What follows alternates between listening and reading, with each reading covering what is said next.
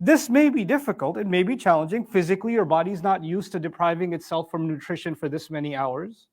It's not like you're on a different work schedule. You still have, maybe some people even have more responsibilities in Ramadan than outside of it, right? There are people that, they go to the office, but I gotta have my coffee. I can't think straight. And these are the same people that are now, they haven't had coffee for a long time, and they're still functioning, they're still surviving. So it's not easy. But one meaning of that is, miraculously, Allah makes this month easier. Like fasting in this month is easier than any other time of the year. For those of you that fast outside of Ramadan, if you fast a week after Ramadan, 2, 3, 4 days after Ramadan, if you fast, I can guarantee you the energy, the momentum, the capability you have during Ramadan is not going to be the same outside of Ramadan. Allah has put something special inside of it.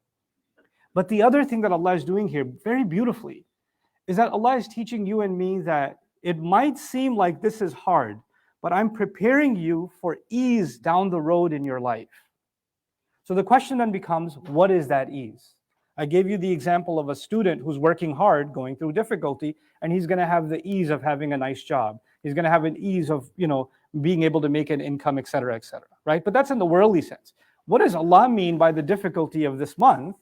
And it's actually setting us up for ease down the road.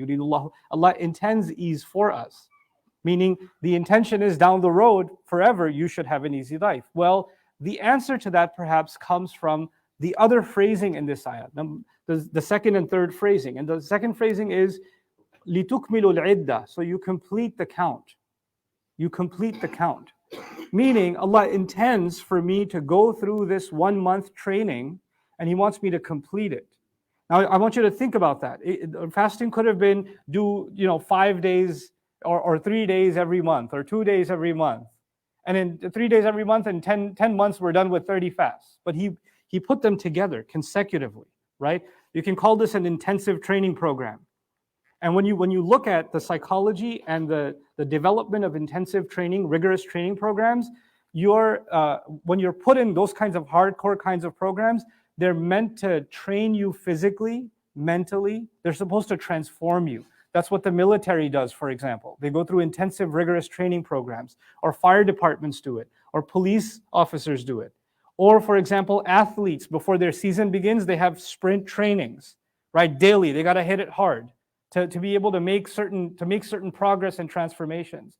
This is something Allah Azza wa Jal gave us so long ago, that if you really want to have ease in your life, you've got to make some changes. And change is a really hard thing to bring into life.